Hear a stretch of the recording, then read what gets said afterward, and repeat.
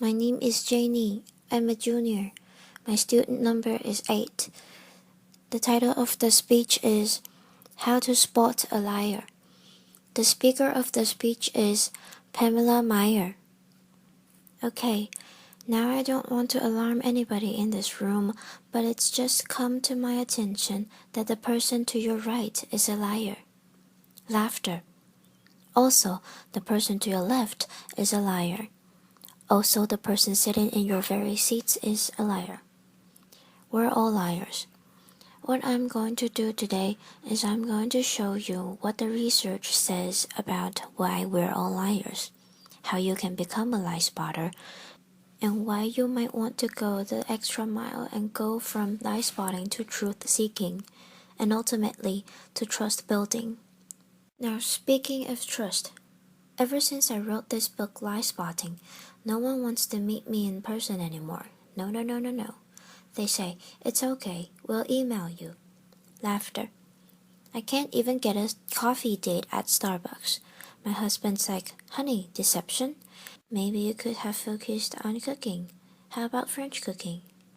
So before I get started, what I'm going to do is I'm going to clarify my goal for you, which is not to teach a game of gotcha.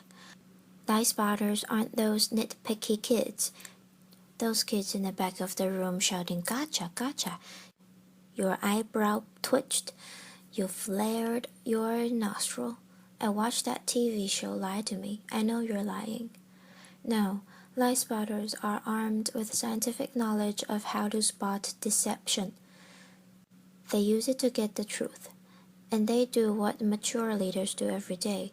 They have difficult conversations with difficult people, sometimes during very difficult times. And they start up that path by accepting a core proposition. And that proposition is the following. Lying is a cooperative act. Think about it. A lie has no power whatsoever by its mere utterance. Its power emerges when someone else agrees to believe the lie. So I know it may sound like tough love, but look, if at the same point you got lied to, it's because you agreed to get lied to. Truth number 1 about lying. Lying is a cooperative act. No, not all lies are harmful. Sometimes we're willing participants in deception for the sake of social dignity. Maybe to keep a secret that should be kept secret. We say, nice song. Honey, you don't look fat in that, no. Or we say, favorite of the literati. You know, I just fished that email out of my spam folder. So sorry. But there are times when we are unwilling participants in deception, and that can have dramatic costs for us. Last year saw $997 billion in corporate fraud alone in the United States. That's an eyelash under $1 trillion. That's 7% of revenues. Deception can cost billions. Think Enron, Madoff, the mortgage crisis, or in the case of double agents and traders, like Robert Hansen or Aldrich Ames. Lies can betray our country. They can compromise our security. They can undermine democracy. They can cause the deaths of those that defend us. Deception is actually serious business. This con man, Henry Oberlander, he was such an effective con man, British authorities say he could have undermined the entire banking system of the Western world. And you can't find this guy on Google. You can't find him anywhere. He was interviewed once and he said the following. He said, look, I've got one rule. And this was Henry's rule. He said, look, everyone is willing to give you something. They're ready to give you something for whatever it is they're hungry for. And that's the crux of it. If you don't want to be deceived, you have to know what is it that you're hungry for. And we all kind of hate to admit it. We wish we were better husbands, better wives, smarter, more powerful, taller, richer. The list goes on. Lying is an attempt to bridge that gap, to connect our wishes and our fantasies about who we wish we were, how we wish we could be, with what we're really like. And boy, are we willing to fill in those gaps in our lives with lies. On a given day, studies show that you may be lied to anywhere from 10 to 200 times. Now granted, many of those are white lies, but in another study, it showed that strangers lied 3 times within the first 10 minutes of meeting each other. Laughter. Now when we first hear this data, we recoil. We can't believe how prevalent lying is. We're essentially against lying, but if you look more closely, the plot actually thickens. We lie more to strangers than we lie to co-workers. Extroverts lie more than introverts. Men lie 8 times more about themselves than they do other people. Women lie more to protect other people. If you're an average married couple, you're going to lie to your spouse in 1 out of every 10 interactions. Now you may think that's bad. If you're unmarried, that number drops to 3. Lying's complex. It's woven into the fabric of our daily and our business lives. We're deeply ambivalent about the truth. We parse it out on as needed basis. Sometimes for very good reasons, other times just because we don't understand the gaps in our lives. That's truth number 2 about lying. We are against lying, but we're covertly for it in ways that our society has sanctioned for centuries and centuries and centuries. It's as old as breathing. It's part of our culture. It's part of our history. Think Dante, Shakespeare, the Bible, news of the world. Laughter. Lying has evolutionary value to us as a species. Researchers have long known that the more intelligent the species, the larger the neocortex, the more likely it is to be deceptive. Now you might remember Coco. Does anybody remember Coco the gorilla who was taught sign language? Coco was taught to communicate via sign language. Here's Coco with her kitten. It's her cute little fluffy pet kitten. Coco once blamed her pet kitten for ripping a sink out of the wall. Laughter. We're hardwired to become leaders of the pack. It starts really, really early. How early? Well, babies will fake a cry. Pause. Wait to see who's coming, and then go right back to crying. 1-year-olds learn concealment. Laughter. 2-year-olds bluff. 5-year-olds lie outright. They manipulate via flattery. 9-year-olds masters of the cover-up. By the time you enter college, you're going to lie to your mom in 1 out of 5 interactions. By the time we enter this work world and we're breadwinners, we enter a world that is just cluttered with spam, fake digital friends, partisan media, ingenious identity thieves, world-class Ponzi schemers, a deception epidemic. In short, what one author calls a post-truth society. It's been very confusing for a long time now. What do you do? Well, there are steps we can take to navigate our way through the morass. Trained lie spotters get to the truth 90% of the time. The rest of us were only 54% accurate. Why is it so easy to learn? There are good liars and bad liars. There are no real original liars. We all make the same mistakes. We all use the same techniques. So what I'm going to do is I'm going to show you 2 patterns of deception. And then we're going to look at the hotspots and see if we can find them ourselves. We're going to start with speech.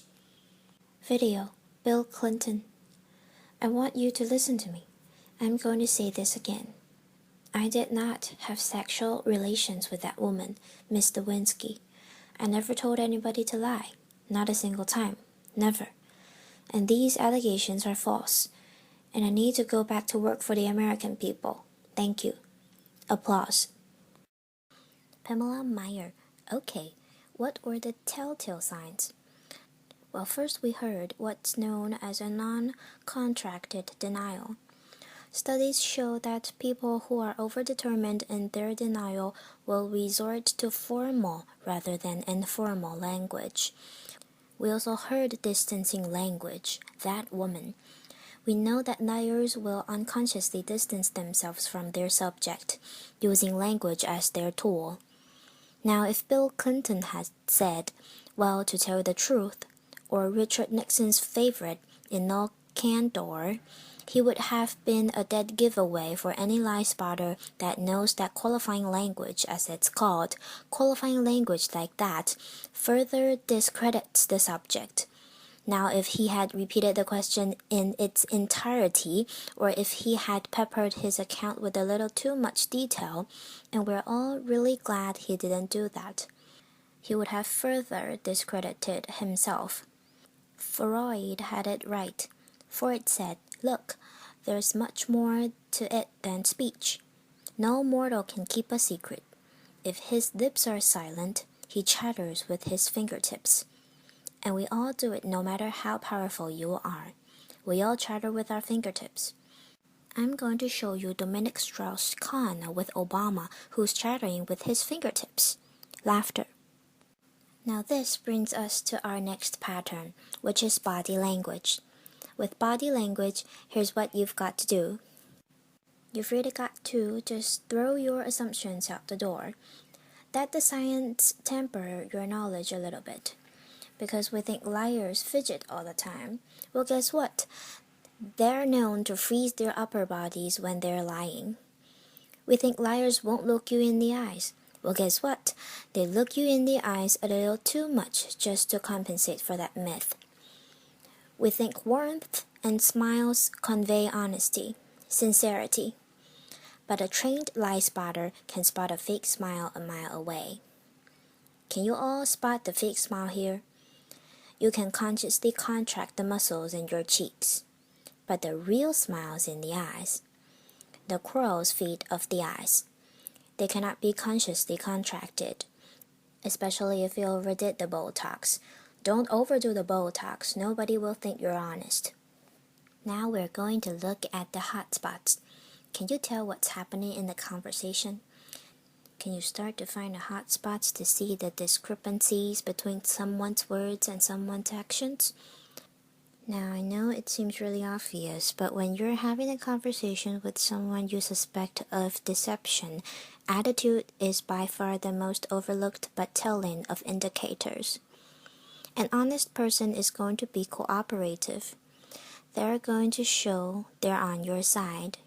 They're going to be enthusiastic. They're going to be willing and helpful to getting you to the truth. They're going to be willing to brainstorm, name suspects, provide details. They're going to say, "Hey, maybe it was those guys in payroll that forged those checks." They're going to be infuriated if they sense they're wrongly accused throughout the entire course of the interview, not just in flashes. They'll be infuriated throughout the entire course of the interview. And if you ask someone honest what should happen to whomever did forge those checks, an honest person is much more likely to recommend strict rather than lenient punishment. Now let's say that you're having that exact same conversation with someone deceptive. That person may be withdrawn, look down, lower their voice, pause, be kind of herky-jerky. Ask a deceptive person to tell their story. They're going to pepper it with way too much detail in all kinds of irrelevant places.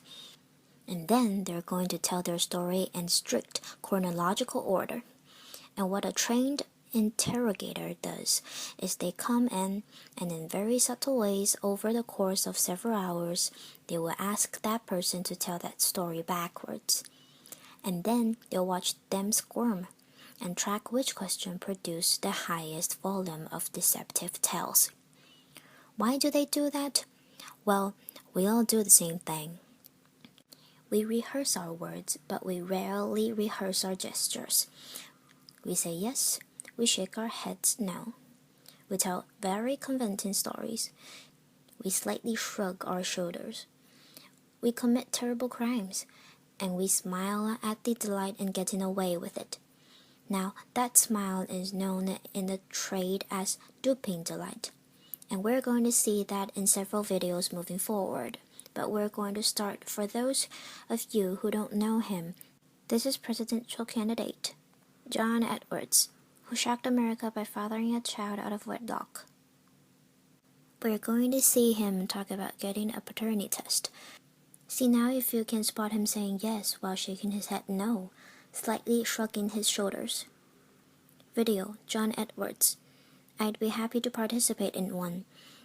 I know that it's not possible that this child could be mine because of the timing of events, so I know it's not possible.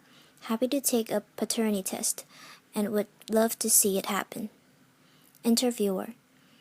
Are you going to do that soon? Is there somebody? John Edwards. Well, I'm only one side of the test, but I'm happy to participate in one. Pamela Meyer. Okay, those head shakes are much easier to spot once you know to look for them. There are going to be times when someone makes one expression while masking another that just kind of leaks through in a flash. Murderers are known to leak sadness. Your new joint venture partner might shake your hand, celebrate, go out to dinner with you, and then leave an expression of anger. And we're not all going to become facial expression experts overnight here, but there's one I can teach you that's very dangerous and it's easy to learn. And that's the expression of contempt. Now with anger, you've got two people on an even playing field. It's still somewhat of a healthy relationship, but when anger turns to contempt, you've been dismissed. It's associated with moral superiority, and for that reason, it's very, very hard to recover from. Here's what it looks like. It's marked by one lip corner, pulled up and in. It's the only asymmetrical expression. And in the presence of contempt, whether or not deception follows, and it doesn't always follow, look the other way, go the other direction, reconsider the deal. Say no thank you, I'm not coming up for just one more nightcap, thank you. Science have surfaced many more indicators. We know, for example, liars will shift their blink rate, point their feet toward an exit. They will take barrier objects and put them between themselves and a person that is interviewing them. They'll alter their vocal tone, often making their vocal tone much lower. Now here's the deal. These behaviors are just behaviors. They're not proof of deception. They're red flags. We're human beings. We make deceptive, flailing gestures all over the place all day long. They don't mean anything in and of themselves. But when you see clusters of them, that's your signal. Look, listen, probe, ask some hard questions. Get out of that very comfortable mode of knowing. Walk into curiosity mode. Ask more questions. Have a little dignity. Treat the person you're talking to with rapport. Don't try to be like those folks on Law and Order and those other TV shows that pummel their subjects into submission. Don't be too aggressive. It doesn't work. Now we've talked a little bit about how to talk to someone who's lying and how to spot a lie. And as I promised, we're now going to look at what the truth looks like. But I'm going to show you two videos, two mothers. One is lying, one is telling the truth. And these were surfaced by researcher David Matsumoto in California. And I think they're an excellent example of what the truth looks like. This mother, Diane Downs, shot her kids at close range, drove them to the hospital while they bled all over the car, claimed a straggy-haired stranger did it. And you'll see when you see the video, she can't even pretend to be an agonizing mother. What you want to look for here is an incredible discrepancy between horrific events that she describes and her very, very cool demeanor. And if you look closely, you'll see duping delight throughout this video. Video, Diane Downs. At night when I close my eyes, I can see Christy reaching her hand out to me while I'm driving, and the blood just kept coming out of her mouth, and that maybe it's fade too with time, but I don't think so. That bothers me the most. Pamela Meyer. Now I'm going to show you a video of an actual grieving mother, Erin Runyon, confronting her daughter's murderer and torturer in court. Here you're going to see no false emotion, just the authentic expression of a mother's agony. Video, Erin Runyon. I wrote this statement on the 3rd anniversary of the night you took my baby, and you hurt her, and you crushed her. You terrified her until her heart stopped. And she fought. And I know she fought you. But I know she looked at you with those amazing brown eyes, and you still wanted to kill her. And I don't understand it, and I never will. Pamela Meyer. Okay, there's no doubting the veracity of those emotions. Now the technology around what the truth looks like is progressing on the science of it. We know, for example, that we now have specialized eye tractors and infrared brain scans, MRIs that can decode the signals that our bodies send out when we're trying to be deceptive. And these technologies are going to be marketed to all of us as panaceas for deceit, and they will prove incredibly useful someday. But you've got to ask yourself in the meantime, who do you want on your side of the meeting? Someone who's trained in getting to the truth, or some guy who's going to drag a 400-pound electroencephalogram through the door? Lie spotters rely on human tools. They know, as someone said, characters who you are in the dark. And what's kind of interesting is that today we have so little darkness. Our world is lit up 24 hours a day.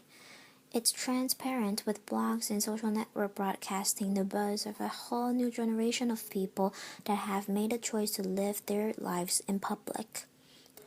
It's a much more noisy world. So one challenge we have is to remember oversharing. That's not honesty. Our manic tweeting and texting can blind us to the fact that the subtleties of human decency, character, integrity, that's still what matters. That's always what's going to matter. So in this much noisier world, it might make sense for us to be just a little bit more explicit about our moral code. When you combine the science of recognizing deception with the art of looking and listening, you exempt yourself from collaborating in a lie. You start up that path of being just a little bit more explicit because your signal to everyone around you, you say, hey, my world, our world, it's going to be an honest one. My world is going to be one where truth is strengthened and falsehood is recognized and marginalized. And when you do that, the ground around you starts to shift just a little bit. And that's the truth. Thank you. Applause. This is the end of the speech.